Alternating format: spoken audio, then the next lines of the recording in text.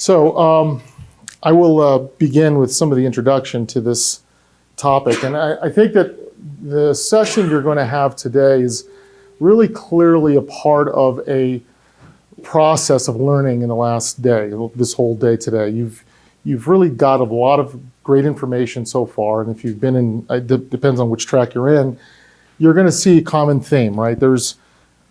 We know there are many gaps. We know that we have to do better.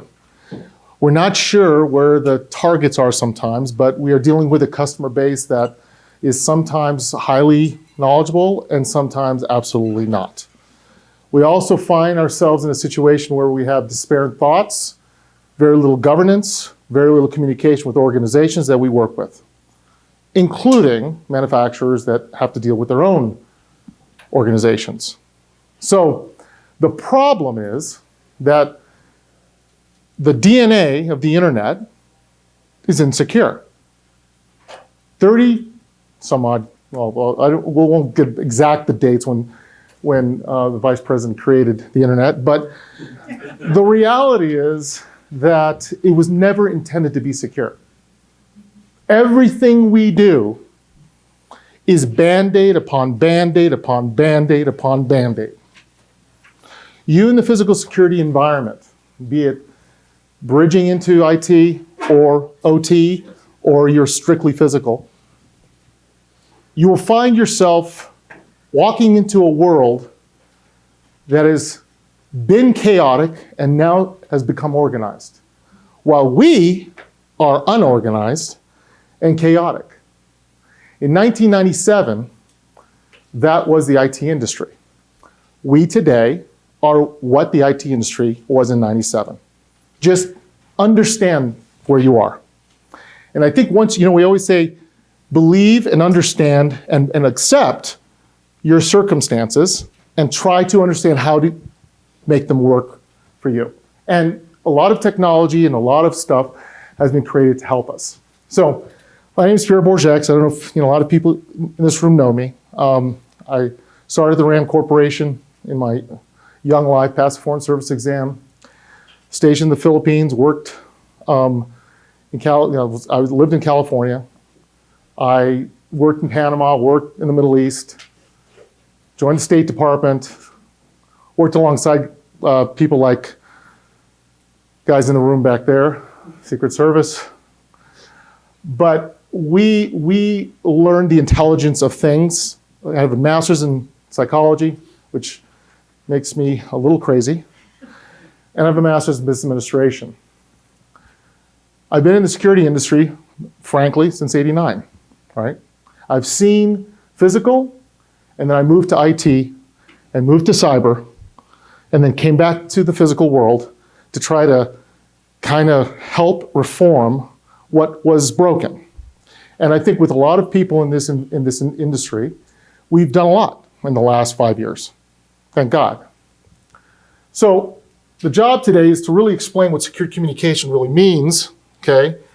And kind of how to take the next step. So I'm not going to read that, but what really is going on is, and this is something you could just pull off, and I wrote this, and I write articles a lot about this industry. So here's the thing, right? It's IT, OT, physical security, and IoT. Does everybody get that, right? Operational technology, physical security, IoT, Internet of Things, or intelligent Internet of Things, okay? And of course, OT, operational technology. So we're going to find out today that when we believe so strongly that IT is becoming in control, now we have something called big data, and we have hyperconvergence of video, and all of a sudden, it's being used for business processes. Well, guess what that means for us? We have another animal to deal with. So we're going to talk about all of this, and we're going to talk about how all of this relates to secure communication, secured identity. Those are the two elements because they both are the same in terms of communicating. So secured communication surrounding IT, OT, physical security, IoT, building a path to convergence, implementing of secured communication surrounding compute, video, and metadata, and on and on and on. Synthetic cognition, which I'm going to tell you what that's all about. It's AI, but there's something to that. Assessing and testing the world of secure communication, the 5G and beyond. And we're going to talk about what that means, because assessment to a physical security consultant is going to be different than assessment from a cybersecurity consultant. But today, guess what? We've become one. And it is going to be very difficult for those who've been trained with guys and guns to get out of the mindset that it's not just a physical world anymore. And we've been talking about this for 3 years. So, converged security communication, the big picture. Okay, so people have seen this slide before, maybe not. So understand everything we live today, everything we are dealing with is connected. Thousands and thousands and millions of IoT devices. An IoT or sensor, camera, it doesn't matter what. We're all interconnected. This is the foundational process for smart cities. This is also the foundational process, believe it or not, for companies. Well, what? Most corporations today who are enterprise, and we'll just say mid-cap to enterprise because this is what they're shooting for, are trying to define how we can make money on developing processes and monitoring those processes and covering and pulling that metadata so we can use it to effectively run our businesses. It's happening. All the systems that are being built to do that. What do you think SAP is doing? What do you think they did? What did IBM do? You think they just sat back and said, oh no, it's okay, you guys go ahead and build your stuff. No, we're gonna build it and we're gonna build it big. So yes, they're expensive. Then we have outliers and you have new systems that are being created and they're all trying to do the same thing. So then we have Intel who's creating, of course, they're dealing with the big data world. They're conglomerating that data so that it can be used. Dell doing this at Dell EMC, all these companies are on that path. So what do you think a client's gonna think when you can't talk to the new industrial revolution? You're a big manufacturer and you're coming and saying, I want to do an assessment. Great. Do you understand our OT environment? Do you understand what we use cameras for? And also in terms of HR, in terms of risk, in terms of compliance? Are you speaking the language to me? If you're not, you may not get the opportunity to be a consultant, or your assessment will not really be enough for them to move forward. And that's really key, because how do you implement? How do you, in effect, give them the right processes, right, if you're not speaking the right language? How do you develop the right design? Just like this? Or like this? Open the book. Hey, I remember this is what we did in the same situation. It doesn't work anymore. Everybody has a certain recipe. Here's what's happening, right? New trends and emerging shifts to focus. This is actually from Dell EMC, right? They just posted this recently. New trends are emerging, shifting the focus from productivity to innovation. Manufacturers will update their operations with IoT and analytic-based industrial awareness by 2019. This is 19. 75%. What do you think it is today? 80%. They're moving fast. So the thing is that the consultant comes in, right, and is not really aware of what's really going on the business side. And so they strictly do that assessment in the silo.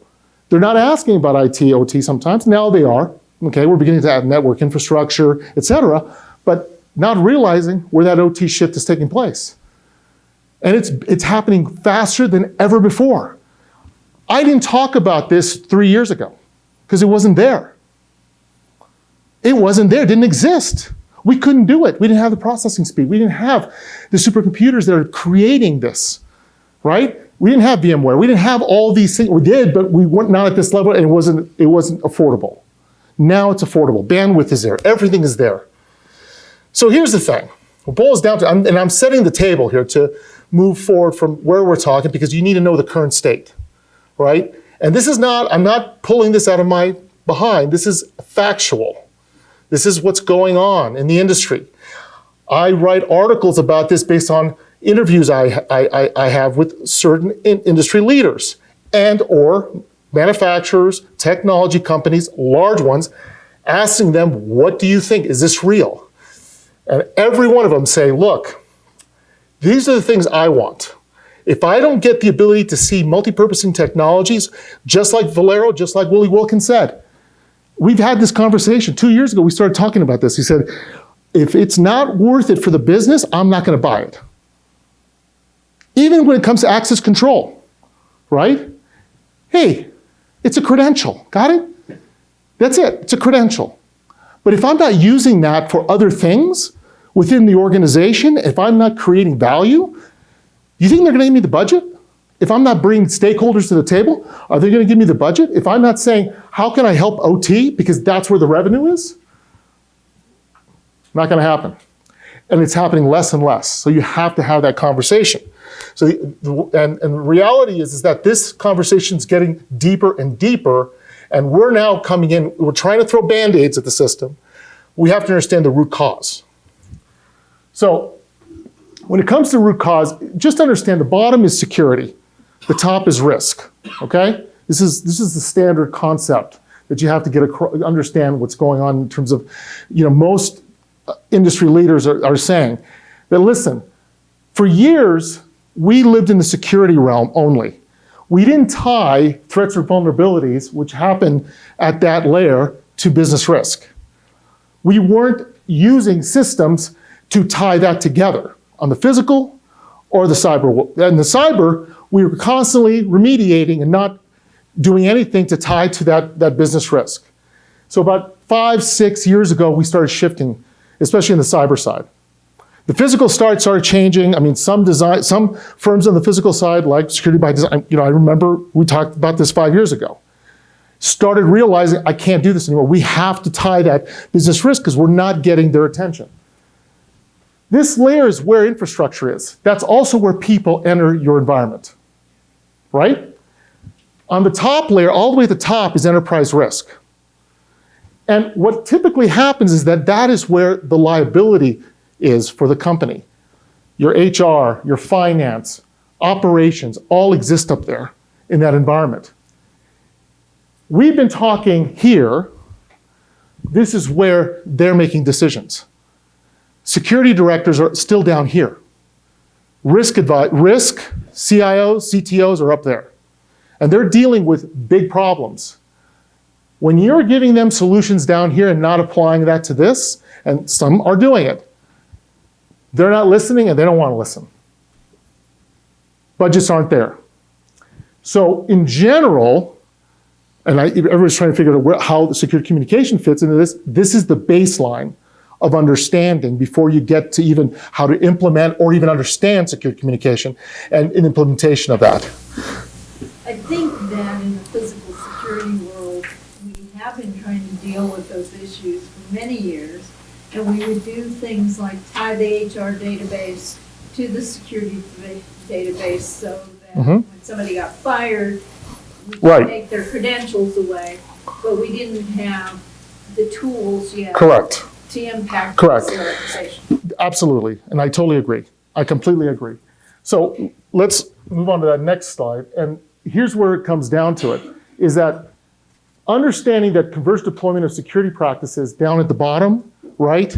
Now communicating to governance at the top, which is what you're talking about, but then implementing tools and technology so that you can actually take that next step. Then you can tie in compliance. Then you can tie in all the other things, because now with data being used to actually prove the metrics, now you can say, look, this is going to save you money. This is going to give you the force majeure to change the way you're doing business in a better way. You know what I'm saying? So you're right, but here's the thing. Now we got another problem, because now that we've done all of that,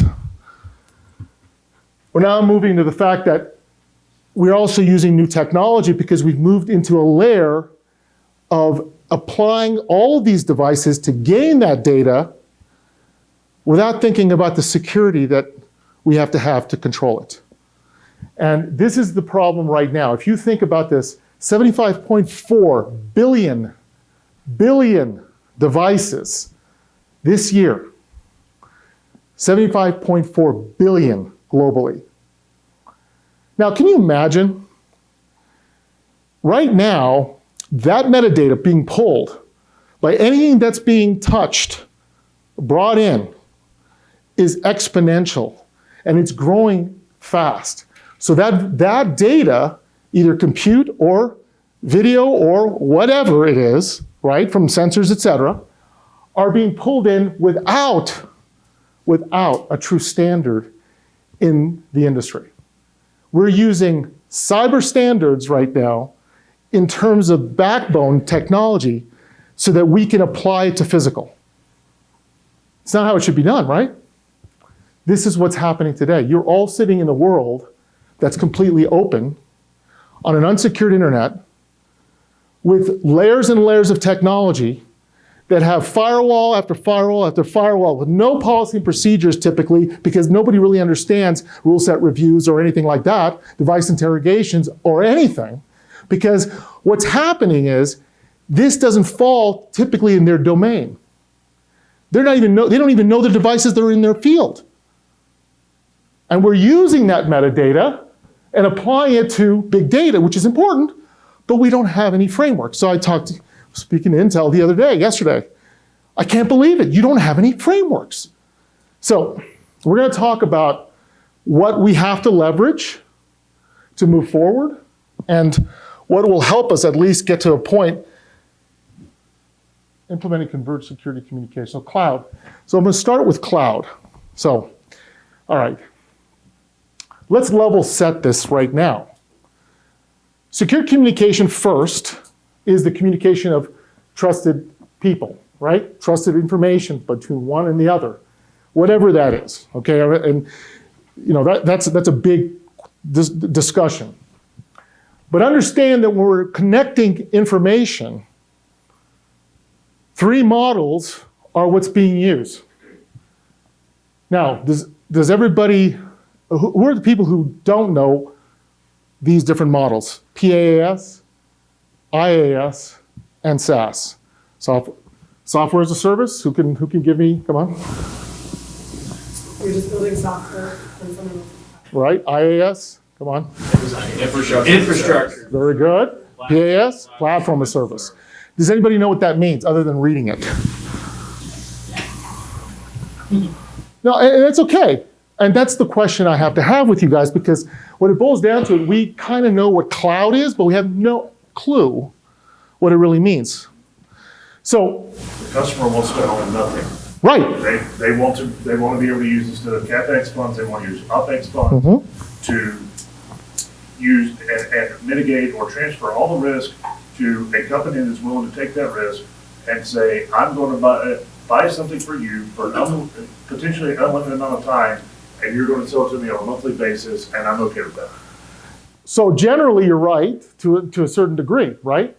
But have we modeled that to the use of a client's needs, compliance requirements, et cetera, and identified that they should either be in a cloud or not? See, in the IT world, we have to do that because we have to determine, why are you doing this? What is the purpose of you going down? I'm not saying that it isn't correct. We are going to this model. But you have to look at, should you be both on-premise or cloud? And what responsibilities do you have in regards to, say, if you do infrastructure as a service? Meaning, virtually everything that you own will be in the cloud. That's deferring complete liability, as you would say. But at the same time, if you're in a compliant or regulated market, is that plausible? No, it's impossible. If you're in a NERC, SIP environment, that's not acceptable. Now, can you do a PaaS or a hybrid of this? Yes. Into potentially an IaaS model? Yes. But the reality is you still have to have on-premise because you have to secure. Inevitably, data will be held somewhere where it can be secured. Securing this data from a communication standpoint is critical for the compliance of regulated markets. Don't be stupid. Because the minute you say to your client, we can do everything in the cloud, and he has a PCI environment, and he says, well, we can use VMware to be PCI. No, yes, but no. PII will be held at the server to have controls. When I get assessed, I must have this in place. I can tell you right now, knowing your customer's circumstances and situation, like Willie said, is critical in this conversation. Because we all know, right, cloud is what? Another person's server. Hate to tell you, that cloud, there's no such thing as a cloud.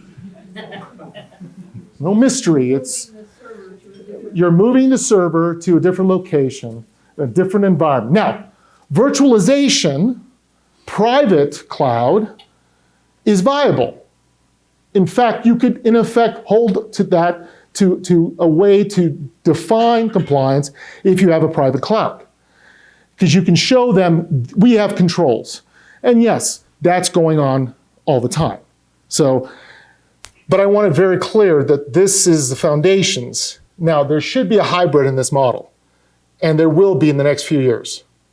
All right? And this will probably rule on it. Interconnectivity of cloud with solutions. So this is a good slide because what it does basically is gives you a clear understanding between PaaS model, IaaS, and SaaS model, right? What can be done? Infrastructure, service management platform, compute, back and recovery. All the main storage obviously is in this environment typically.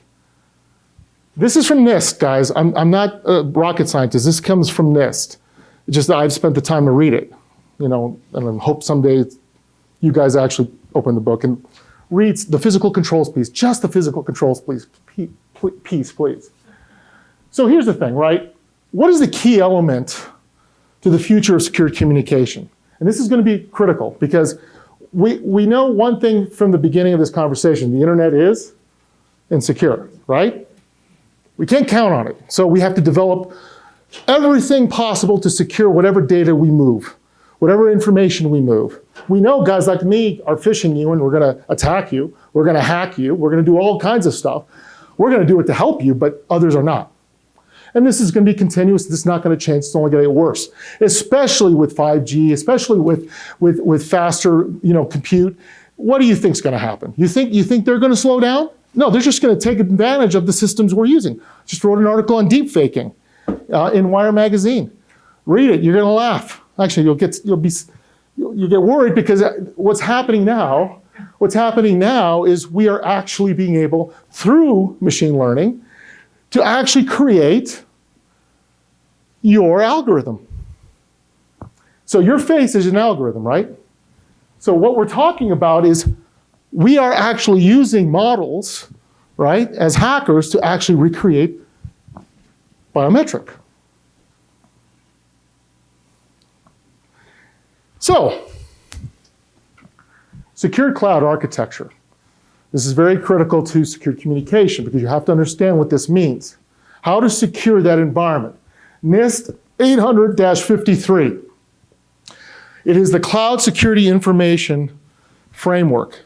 Anyone who has anything to do with either cyber security or physical security in a regulated market should know this, should at least read it. And why? Why would I say that?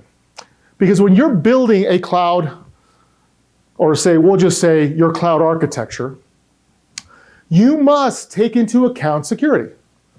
You must understand what that means. You can't just say, oh yeah, I'll give it to them. AWS, they're going to do a great job. Do you understand that you yourself or your client must have a cloud strategy? And it has to be part of your continuity of operation plan.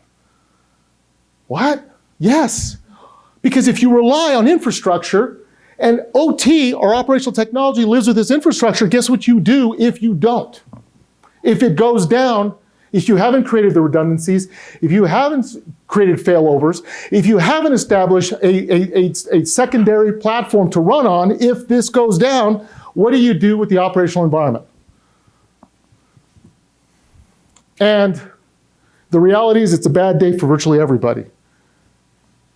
So I am not going to go through all of this, but the reality is what I'd like you to do is these diagrams that are here are foundational diagrams of how to create or structure or have a conversation around cloud and cloud security. Because when I'm having that conversation and I'm a manufacturer and I'm saying, so we'd like to put you in the cloud. And if I'm a sales guy and that's all I know, they're going to look at you, what do you mean? Especially if IT gets involved and they go, hold on, what are you talking about? It's like, we don't even have that framework. We don't follow, have you read NIST? These are the things we have to do. So the key component is this actually, so this right here, cross-cutting concerns and security privacy within this is also important. So privacy, because GDPR also plays a role when you build a cloud framework. Because when you're pulling data from all this stuff and you're using it and then you're reappropriating it or you're putting it into another basket or you're segmenting it, but you're segmenting across in a platform that's connected. Oh, no, but hold on. We're segmented, but the reality is that we're still communicating data. We're still intercommunicating environments. What was in the conversation this morning? 90% of interconnected data within a private environment. What do you think is going to happen if somebody is in your environment? They're just going to cross over if it's not secured or segmented. So we're going to talk about that too, because once we get to this, out of this point, we have to talk about how we secure environments, network environments, and layered environments, especially when we are now designing systems around making sure that their IoT, their cameras are off the network, or if they're on the network, how are they securing them? That conversation can't be just held by the IT guys. You have to have that conversation. I know it's tough. I know they can't stand you still. You're still the thorn in their ass, and they want to get rid of you. But the reality is that you're important. And you got to make yourself important, and the only way to do that is to be educated. You can't go in there with the same frame of mind that you did 5 years ago. You're never going to get their respect. And by presenting some of these things and saying, listen, you're a cloud environment. Based on this 853, I am assuming you have a cloud framework. I would like to make sure that whatever we implement in this framework applies to your standards. Now, do you follow those standards? If the guy doesn't, it's fantastic. You won. If he does, guess what? Now you're respected.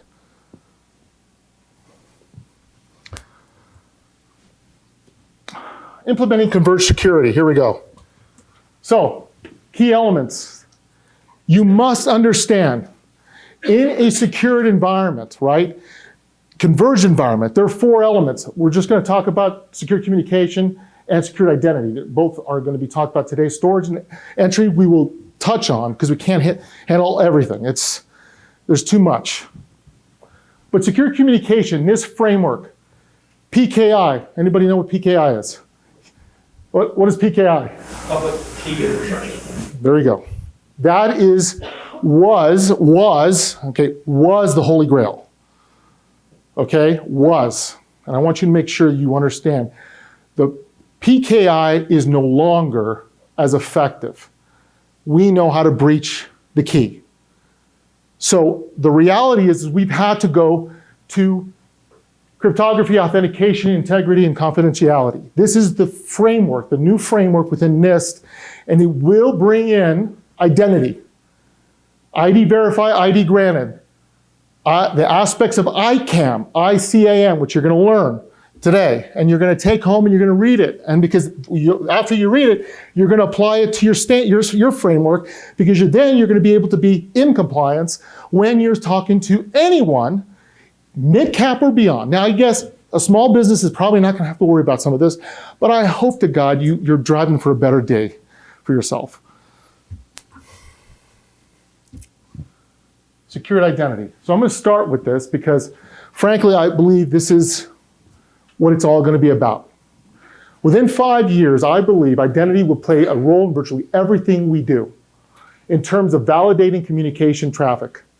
I don't believe that communication is going to stay the way it is because there's no way it can survive with everything that's going on with quantum computing. You know, and frankly, guys, I hate to tell you, we're behind. Our country, our infrastructure is behind. I believe there's 3 quantum computers or 4 in the United States. Anybody can validate that? I think that's the case. NSA's got one of them, et cetera. China has close to 20. 20. Do you know what a quantum computer can do other than ruin your day? So quantum computing, okay, how can I say? All right, 256-bit encryption, pretty impressive. How about 520-bit encryption? Within 35 seconds, done, hacked. Supercomputing right now, we can hack 256-bit encryption within about 5 minutes. So I just want you to be aware that it's great that people are talking about encryption rates. You guys, sorry, but it's great that you have it, and it's great that we've done some things, but the reality is that if they want you, they're going to get you. But what we have to do is structure things so they can't get you to the point where they put you out of business, or they take everything, or they get in everywhere. A firewall just doesn't cut it anymore. It's structure, it's policies, it's governance, it's everything put together. That's reality. So authentication, who am I talking to? We're going to have to define what that is. I mean, there are things that are being developed in terms of ID verified to create authentication before we enter an environment. That could be an OT environment, a SCADA control, a PLC, all the way to sending a email. The reality is that this is where we're going with this, because we know we can't do what? We can't do what? We can't secure an unsecured internet, right? It just doesn't work. We can only protect ourselves. So does everybody understand that each one of you are the center of the universe? Each one of you are the center of the universe. You're the center of the universe, you're the center of, I'm the center of the universe. You know why? Because every time we wake up in the morning and we feel sick, what do? We take care of ourselves, right? What is the one thing we have that no one else has? Our own identity. But we've been very happy to give it to everybody, right? Freely. We just open your phone and let everybody see what you're doing. So we're getting to that point where how many times can I replicate you or your algorithm until you're no longer here? So the reality is that we have to define how we design things now. So does anybody know what containers are, right? Containers, yes? So does everybody understand what that is? No. Okay, so a container, for all intents and purposes, is our ability to securely create a structure for an API so that we are going to live in a secured environment and then either it disappears or it's protected, correct? Okay. When we build things now, we have to build things with security in mind. We never did that. So when somebody says to me, I'm going to build an API, I'm going to build an app. Cool, right? Have you built do you know how to build security into that app? Do you understand what that means? Because here's the problem. Products and software are being developed without that in mind. They're just starting, but you know what they do afterwards? They test it, and it fails, and then they got to go back to the drawing board. So when I talk about building these things in terms of secure identity, secure communication, you have to build foundational systems so that they're secure right from the beginning. And identity plays a role in that. You have to understand what that means. How do you get into that system? How is that entry? What is that path? Do you use authentication at all?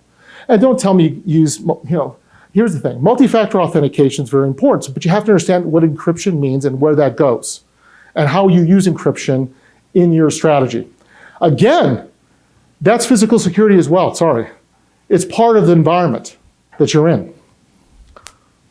So what NIST is recommending in terms of identity, not only in the cyber or IT world, but the physical world, both. They're actually recommending now, okay, 53-1 is saying we must use ICAM to validate, authenticate a person.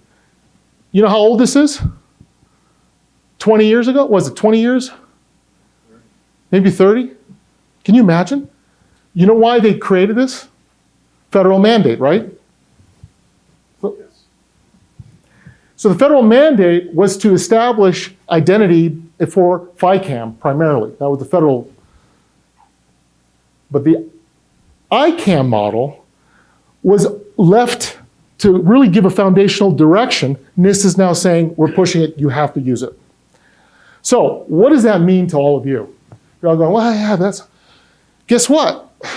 If you're not making your client aware that they should be following mandated standards within cybersecurity as well as IT security within implementing physical controls, they could actually be fined, right, if a breach takes place, especially if it's critical information, critical data, if it's PII, if it's et cetera, because now they're recommending that you actually secure the identity of the persons or the people or the transaction of data with identity management.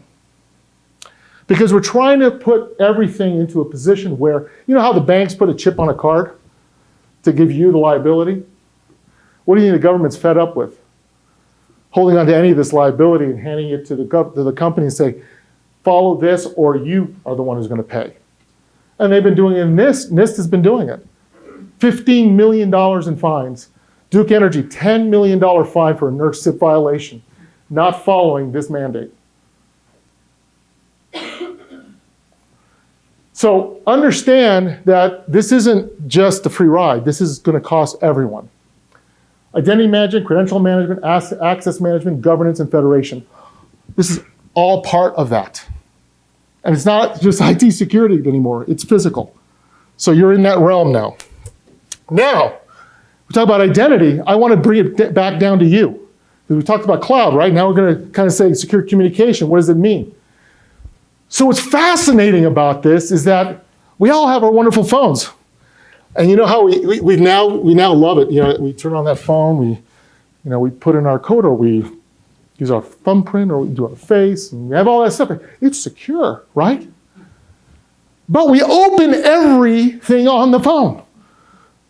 GPS is open. Oh, I need that because I need to know where I'm at. I gotta have this, I gotta have that, I gotta do this. I need this, I need everything.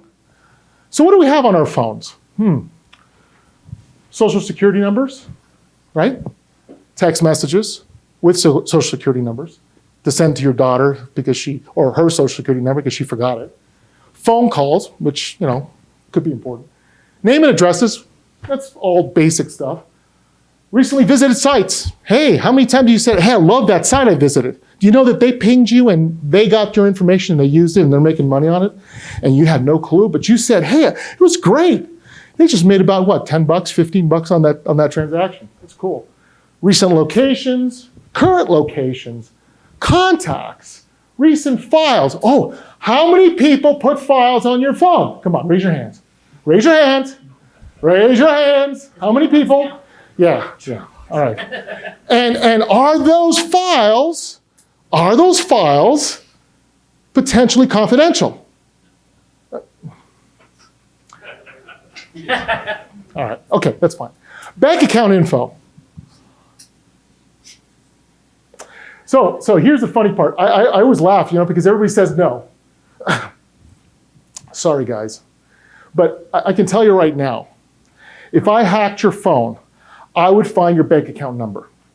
It would be on some form of document that you have that was returned in an email that actually has some bit of information that I could find out and figure out through that phone. It's a fact of life. This is what's going on. Now, that's why they send back that information without that particular data, but they do send a link, and you probably somehow have that wonderful password that allows me to get into that link and become you.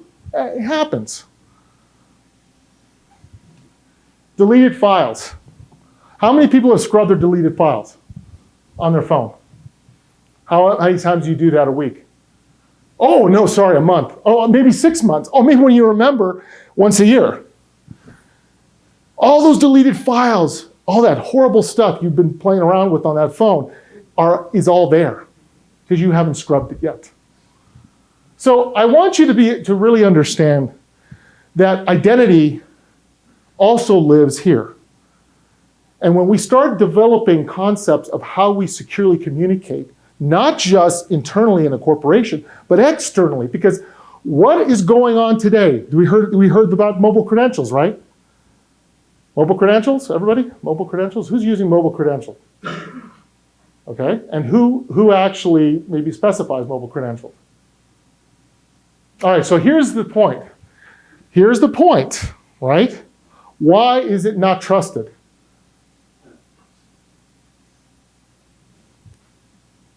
Why is it not trusted? Come on, somebody's gonna... BYOD dilemma. And what does that mean? Bring your own device. I know that, but what does that mean to the company? You can't control what you're doing. Exactly. And therefore, now you have to have two elements, maybe a phone just for credentialing. This is the big dilemma, and you're absolutely correct. Because that's a liability at the end of the day for them. They think, this is important. You have to know what the balances are. So the other aspect is this. How many of your clients use the phone to interact with their OT controls, their operational controls? How many clients do you know of, your clients, that if they want to know what's going on, they can ping the device, the controls, to view or change those controls by phone? It could be automated, like it could be HVAC controls, it could be... Yes. Okay, so here's the problem, right? By controlling that and not securing that communication, there's a potential, and we've done it, we've gone through this to the controls. And because the controls were open, we were able to hack from that environment. In fact, a large water company in the Midwest, about 2 years ago, he had a mobile credential, he had a mobile app, API was open, it was no security protocol on that API. We were able to hack that API. He used it. The reason why he was using it, because he could control it, but that was open to his phone. Now, it doesn't mean the phone itself was hacked, right? But it was the tool that was used that allowed us to get in. You tested it against Crestron. Yeah. What do you guys want? Because I get that request like every day. Everybody wants to use Crestron X. I would say right now, the way things are going, they were very successful about a year and a half ago, and now we've seen some cracks in the armor, okay? So I'd be very careful going down a path with these offshoots, okay, that are telling you that they can secure that connection, okay? So yes, a year and a half ago, when they first came out, everybody was like, fantastic. Now the hackers have gone in and say, well, we have backdoors we found. It's on the internet, so just go Google it, you'll find out there's been a couple backdoors that have been released. They'll fix them, but the problem is what I'm saying is that you have to have a structure internally to prevent that. Your policy procedures, your governance, your infrastructure has to prevent that. You can't just allow that to happen. So here's what happens, right? You've now implemented a security system. They want to effectively manage that from home or remotely, because frankly, he's a one-man team, but he runs 9 plants, and it was say a $2.5 million installation, and it's a big deal, right? But he's gone cloud, he has an API, he's connecting, and the security provider, and I'm not saying the manufacturer's done a great job, don't get me wrong, you guys have done, you've started down the right path. But because and I hate to tell you, most manufacturers in our security industry still believe their S doesn't stink. And it's because you've got a lot of people who are engineers who, it's not broken. Why should we fix it? It was perfect. It's not. You have to test and validate on a consistent basis, and you have to go through the whole process before you can say it's valid. And that doesn't happen. I can tell you right now. It's a lot of reluctancy still. So, we're doing well, actually. So the future of identity, and this is really critical to communication. Unified identity, the convergence of identity and building the unification of privacy. This is very important because they're tied. They're directly tied. Access identity to entry in the converged technological world. It is a process. Access, identity to entry. Once you're entering this is all ICAM. This is what ICAM is saying to us. Bridging data protection with identity management in the world of IoT. They want to validate, authenticate, and have permissions. They want to ensure that when we're interconnecting with devices and we're pinging devices for serviceability, all manufacturers, please listen. They want you to somehow ensure that that is a confirmed ping and that's secure. Device, if it's secure, is fine, but do you think we're going to be securing 75.4 billion devices? No. And do you think any manufacturer somehow just had an epiphany that they're going to spend millions of dollars to do that? No. And are they going to go in the future and create standards or specification? OSTP is a good start. But frankly, it's the communication route. Man in the middle. Does anybody know what man in the middle means? Man in the middle is when I stand between a connected environment and secure a communication environment, and I hijack that transmission. One way or the other, if I take control over that PLC based upon that ping, because I now am in that control side, on the SCADA side, guess it's a bad day for the control piece. So a major airline comes to me and says, Pierre, frankly, I've got about 200,000, approximately 200,000 IoT devices. And none of them are secure. I said, yeah, what do you want me to do about it? Well, I need to know an exact count first, and I know what they do. Yeah. Well, you also have to have a process. You have a process in the backside that actually understands what that means. No. Have you looked at NIST? Are you following this? Well, no. Our IT guys are really just, functionally, cyber is important for the public-facing side. We have a very strong infrastructure, but we don't understand that IoT is part of that infrastructure. So what have we just done in the last 5 years? I'm going to say 5 years because it's true, it's 5 years. We've released billions of sensors in the world and created threat vectors for all of us. Goody! Now I'm going to have to try to figure out how to secure that, let alone secure an unsecured internet and an infrastructure that we're so worried about. But in the meantime, all that's open. So let me explain how to get that done. How much time do we have? Oh, we're good. Good. So implementing. So, we could talk all we want about the horror flick called secure communication identity and where we are with all these products. We now have to know how to implement this. So the first step, understanding the process of creating and implementing a converged security solution. Okay, we did that. Master the 4 fundamental steps to implementation. Assessment. So here's the thing. Hate to tell you, design is not enough. You can't just skip assessment and jump to design. I know you make money, but you gotta assess. And that doesn't mean, the standard threat and vulnerability assessment. You have to assess risk. You have to drive liability. Oh, stop smirking up there. The reality is this.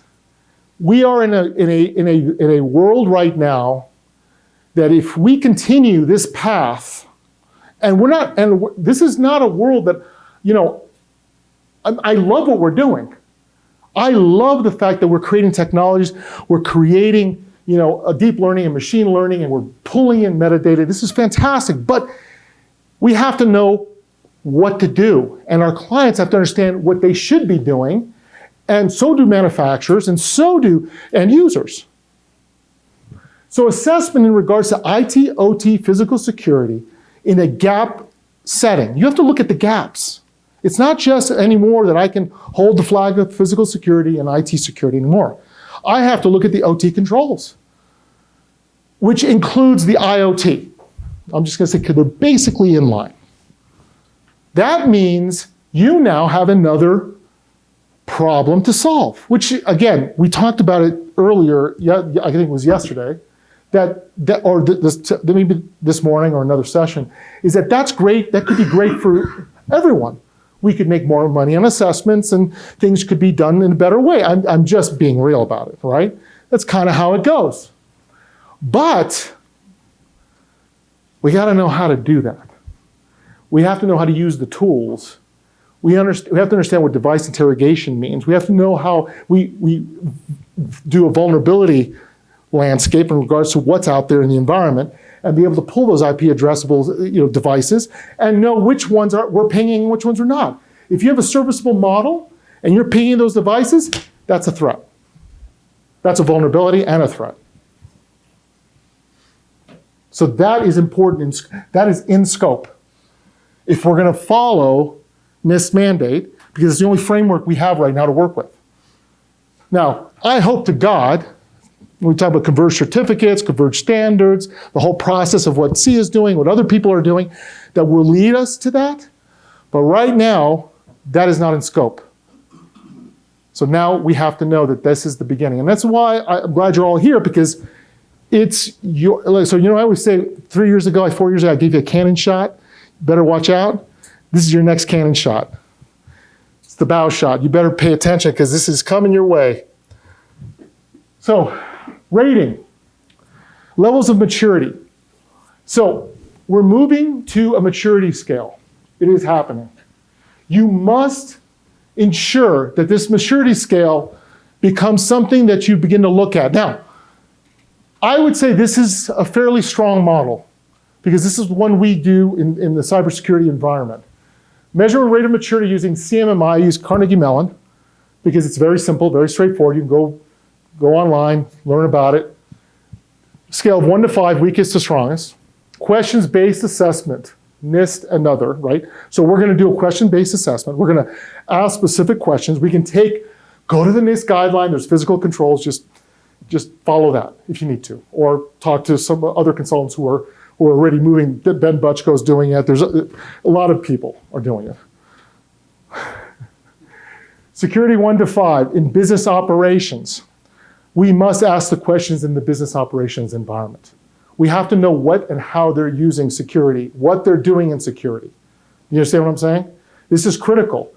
The level of maturity is going to be very critical to this. So what are the things we look at? Business operations, compliance. So if are they following compliance? Are there regulations they follow, standards they have to follow? What are the things they're worried about? Not just in the physical realm, in the IT realm or cyber realm, and if there is any in the operational realm. That could be TAPA. That could be, then TAPA is for logistics, which is critical for high value products that they're storing. Technology. What is the current level of technology that they have? This everyone's fairly comfortable with. I mean, I think most people in this room would be fine with that, right? Security in behavior. Oh boy. So behavior is the last one. And people go, what are you talking about behavior? It's culture. Culture, behavior. Behavior of a corporation, there could be two paths. If a company who's done an assessment, this is what I usually ask. When's the last time you did an InfoSec assessment, information security assessment? When is the last time you did a security assessment? I did it a year ago. Did you have any remediations, and what did you do? Nothing. What that means, you're immature. Your organization does not know how to actually implement, or the assessment was horrible and didn't give you a roadmap. So the reality is that also culture. So I'm sorry, you're not going to go to Google, and they're not going to put tour locks or revolving doors that secure you going into the building. It ain't going to happen. They want openness, butterflies, rainbows, and I want to feel secure. Well, you know that's not possible, but that's okay. You have to work with that. Now, if we take the level of maturity and we adapt this concept and we rate the level of maturity to the NIST framework, all of a sudden we come up with some answers. And here's the point. Again, we're not there yet. I can't tell you to use this yet. Right? I'm not going to tell you to use this. You can use this. All right? This isn't something in stone, right? But it is what we've used in the cybersecurity environment. See my point? So in the physical world, we have no framework. Zero.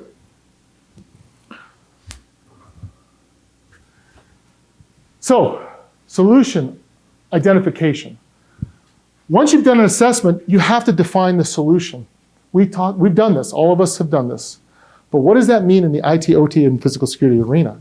When we say solution now, it's not just one-dimensional. So we have to understand what? Cloud. We talked about this. We talked about cloud. What else did we talk about? Their encryption, their identification, remember all those things we talked about? You're going to talk about network infrastructure. You're going to talk. Why are we understanding that in solutions, we no longer can just say, well, you need 1,000 cameras. You need 2,000 readers.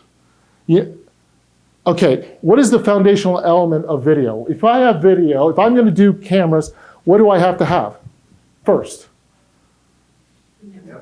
Well, okay, good, network. What else? Oh, how many times have you seen camera deployments and all of a sudden they go, oops, God, I thought we could handle this internally, and and guys said they could. Calculations weren't done. They didn't really figure it out. All of a sudden, the price and the cost of the storage is greater than the cost of the project.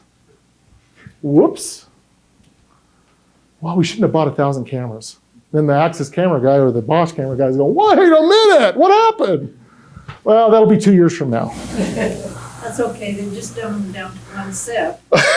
There you go. So what's important is understanding and define the business need. So we talked about this. I mean, it's very important to understand the business need for things and how they're going to do this. And of course, a lot of people understand this, but frankly, if we attach it to a rate of maturity, all of a sudden it means a lot more. Testing, physical and logical tests. So here's the problem, right? Hate to tell you guys, but 9 times out of 10, and listen, not manufacturers manufacture, but what happens for a consultant when we say, well, they tested it. What does that mean, they tested it? It works. Exactly. Who tested it? Well, listen, we have a lab in Denmark, and they tested it, and it worked, and well, let me give you exactly the model. It says, well, it's a similar model. It will work, I promise you. So when's the last time you've heard of any manufacturer duplicate or replicate a network environment in a sandbox? Oh, no, that's not going to happen. So the whole thing is guys, I'm giving you some heads up. These are the demands for large organizations. Large banks, large infrastructure companies, they're doing it, and they've been doing it, or they're going to hire somebody to do it. But the key component is that they can no longer live on the laurels of what's being told to them, because the liability is far greater now for a breach based upon a insufficient security infrastructure around a security product. Insufficient security infrastructure around a security product. Do you see my point? Secure communication, secured identity, the promise of all those things. Scenario-based testing is what I'm talking about. Building a scenario-based testing model, okay, that either is recommended or at least told to your clients to say, these are the things we'd like you to do. Define the goal, outcome, and expectation. Okay, define that first. I have had great conversations. So how do you know what to do when you don't know what you want and what the need is? But I need this, this, and this. Why? Replicate the environment. It's critical to at least replicate the environment before you implement or go to a specification that doesn't work. Understand the modeling. Why is it important? Establish the policies associated with the result. What does that mean? Policies, procedures, governance. What is the model they're using so that they get the results they're looking for? Define the function of the system. I know some of the people are looking at me going, yeah, no, this is rudimentary. No, it's rudimentary, but nobody's doing it. I mean, come on. Test its resilience and its security. You know, I cannot believe new systems. I mean, Ronnie, I talked to Ronnie, he calls me up and says, you're not gonna believe this. They just implemented it. And they did it completely wrong. There's holes everywhere. Not only in the product, but the connection and the integration. Because there was no specification that was hardened enough or strong enough to ensure the resilience of the infrastructure. Wasn't even talked about. Wasn't even discussed. Collaborate and agree upon results and reporting. Collaboration, of course, leads to success. But so here's the thing, right? Most of our world has good logic. Everybody has some logic, good or bad. Okay, you're logical. What we do immediately is we skip every one of these steps and go right to emotion. Collaboration is emotion. That's all it is. We fear thinking. We fear thinking because we're scared of what we're going to find out.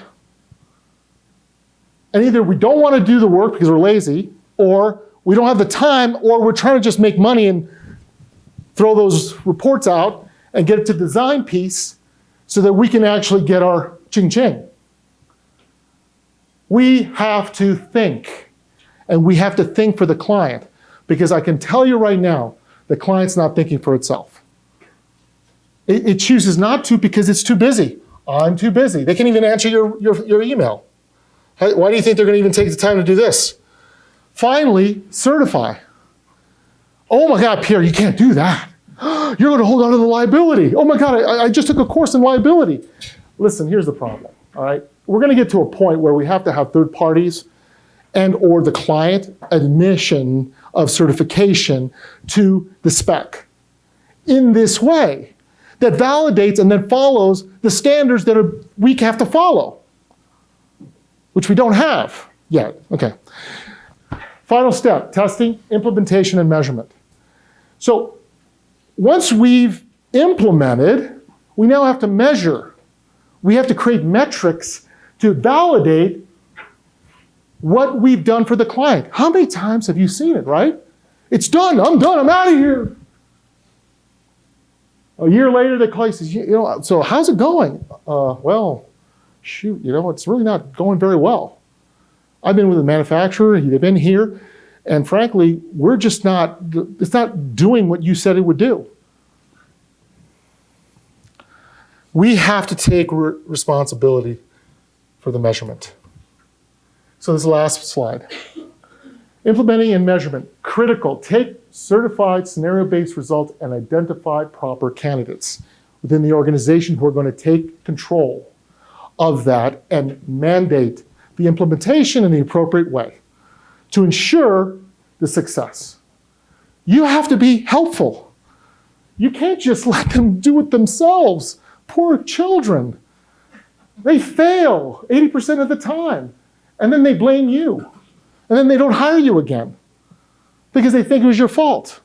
When we know there could be a 50-50 problem, right? Simple, define RFP, RFQ, RFI, which incorporates clear hardened specifications. And is that simple? But it's not, but it's things we do. All right. Challenging, define contractor. Oh boy, here we go. Define contractors that can understand the converged approach and can communicate with all internal parties, IT, OT, physical security. Oh my Lord. So here's the thing. I know that this is a very difficult and challenging proposition, but I can tell you right now why they are trying and why we are trying to create a standard and try to get integrators to be at a certain level where they can actually have this communication is going to be important. We have to train the integrator and sometimes the manufacturer, both. They have to work hand in hand. The consultants are the advisor, the trusted person who's going to have to lead the way through the mire of the fact that we have no standard. Simple, implement software integration as established in certified solutions. See, I know that certified is hard, right? But we'll just say at least scenario-based solution that you've already validated and tested, or at least had them test, right? Not saying you're going to go do it, but at least put that into the specification that tells them you should be doing this stuff. This is going to position you to be successful. Implement installation of devices considering the hardened specification provided by the scenario-based test. Back to the scenario-based test, because we want to test that. And look, we can take findings from manufacturers, validate the findings, make sure that they're right.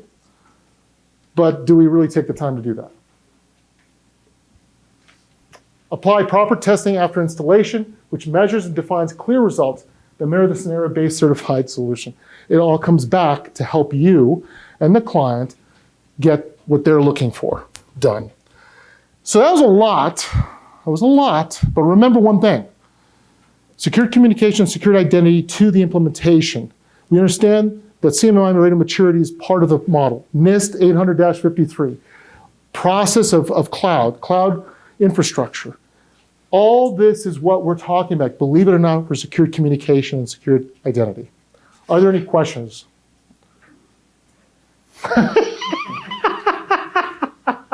So here's the thing. Yes. You talked about containers. You talked about containers. There's a really interesting concept, and I was curious if you've heard it along your travels, called immutable infrastructure. Yes. And how it relates to containers. Yes. Okay.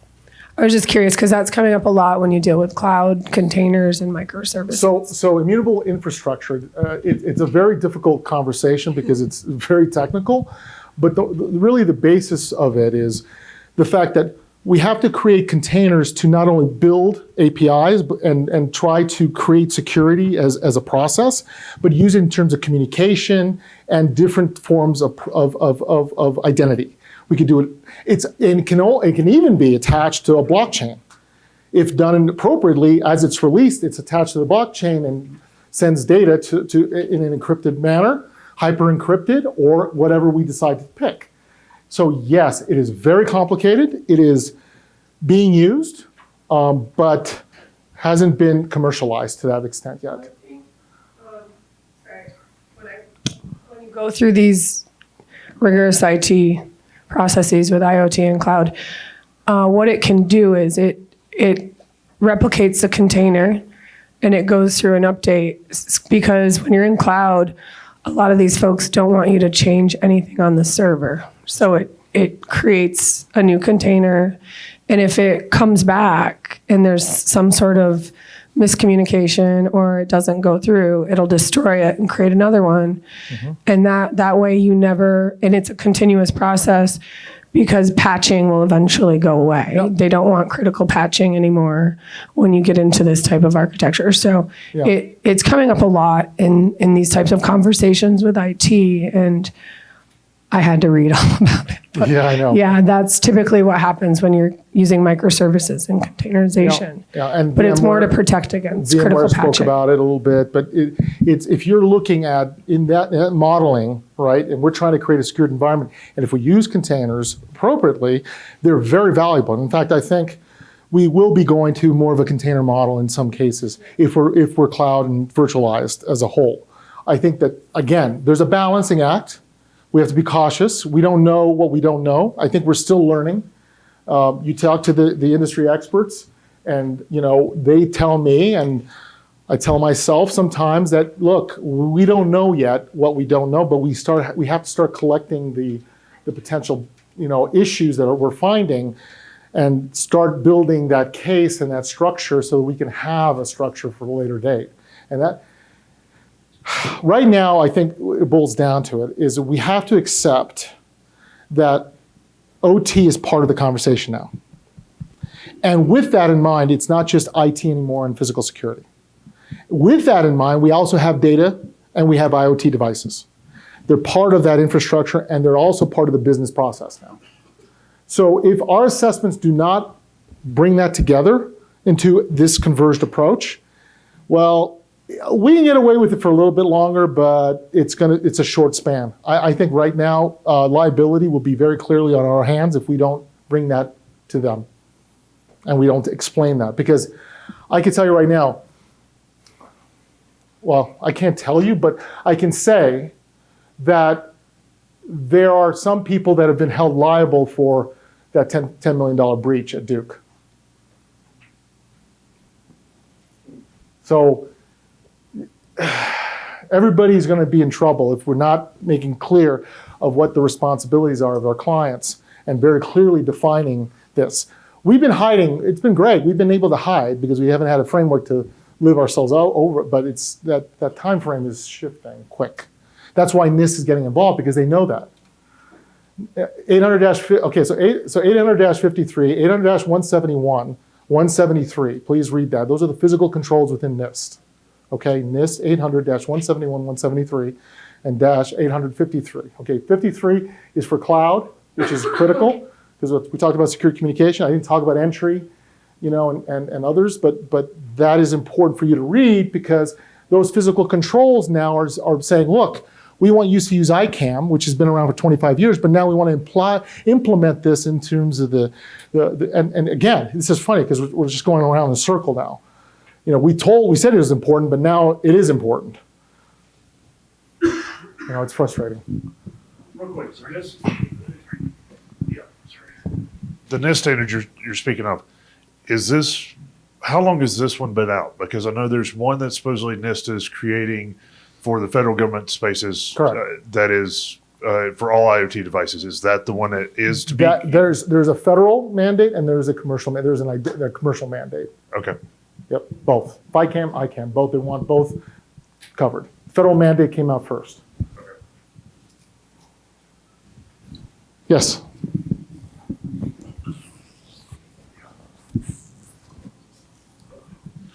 When we were talking earlier about IoT, I love IoT.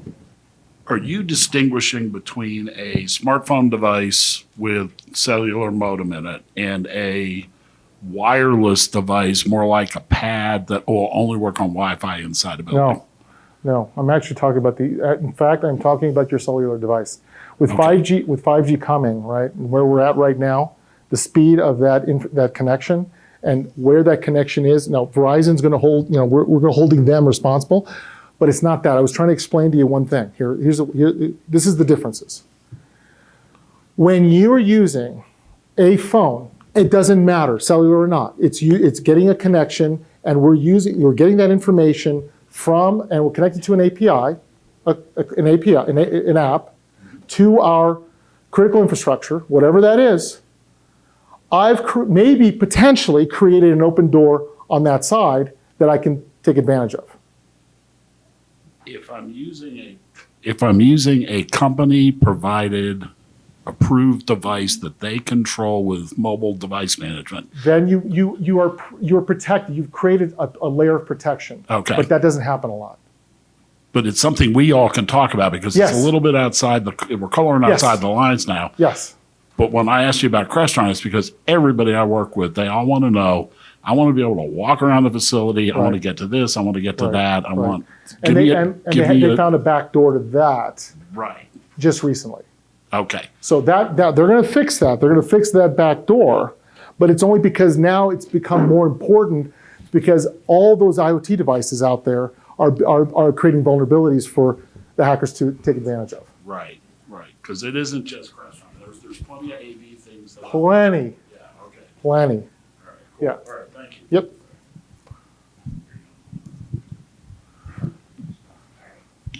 I love this.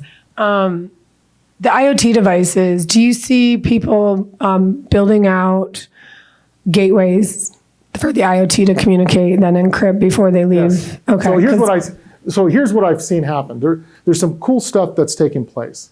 So I don't know if you've heard, there's companies like Secured Utility, which uses a BACnet cellular 911 channel with Telulus, which the Telula phone company out of Canada, who has Telus. Thank you. And so they have actually a contract for virtually all the carriers, and they can use the 911. They're the only one that can use the 911 channel and create a segmented network in a cellular environment off the network grid. Fabulous, because what that does now is takes that IoT, that OT and IoT environment outside. It's the door. It's okay. So it takes that outside, that whole OT layer, an IoT layer now can be put in a completely different network environment. And that's what some people are looking at. Now, I know that Enclave, the company Enclave is doing things like that. Security Utility is doing things like that. I think there's hybrids of the same thing. I believe you're going to have to look at that model. I know Honeywell is starting to look at that model on the building side. Rockwell is looking at it as well. Ingersoll Rand, and I'm talking about obviously the control side, guys. The PLC controls, SCADA controls. But frankly, you have to understand that I can tell you right now, Honeywell's building control guys are wanting putting the cameras onto that framework, taking it totally off the network environment, create a storage environment that is virtual, and dropping that encrypted that information and from that layer, so it's not touching critical infrastructure or that network. Pierre, one of the things I just ran into last month is we're already doing cellular modems for call backup for like fire panels, security panels. Yep. That works like a champ. Yep. Then I actually had somebody call me up and say, I want to do elevators. I don't want to have to buy an analog line. I want cellular. That device doesn't exist in the universe. No. And so I'm looking at other ways I can approach that. But at some point, the telcos aren't even going to sell analog lines anymore. They don't even want to. No, that's So correct. are you running into the same thing? Well, no, but see, this is why it's fascinating because, all right, think about this. Very near future, we're going to be at 5G and it's in a stable 5G environment, right? We have 4G and 3G. 3G layer could be used as a stable platform for communication. We're at such a high rate of speed and availability. So right now, I have Verizon, it's terrible connection. But if I flip to AT&T, because I had a service that did that, I'd have full connection. If I was a 911 back on that backnet channel, which Nextera, I forget the company that actually has the main contract in the US. But the fact is that, so whatever that is, but the reality is, can you imagine the availability? And now when we talk about that, Wi-Fi, wireless meshes, all the things we've been talking about could go away. Or at least we could do it as a redundancy. Here's the difference. Yeah. 5G, the dirty little secret about 5G is that is a revenue generator. Of course. Of course. But everybody gets all excited because they read it. They open up American Way magazine, they read the stupid article. It's just, but it gives us another channel. It gives us another channel. But they've got to understand. It's revenue. There's a revenue. Yeah. But for us, remember, I'm looking for ways to secure environments, and I'm looking for any way I can communicate at a high rate. I don't care. They can have their revenue model, but if I get a way to do this, man, we could change things a little bit. Yeah, but people don't know that 5G is because of its wavelength, it attenuates going to the building. Yes, So yes, what's that's gonna true. happen is That's true. You got 5G in the building, AT&T comes in and puts their Wi-Fi in to extend it. Now you got another Wi-Fi More network insecure in environments. your building, More insecure and environments. that's what's gonna happen. Correct. It could be. And And we don't know enough. So, that's- we're done. All right. Thank you, guys. Appreciate it. Sorry about that.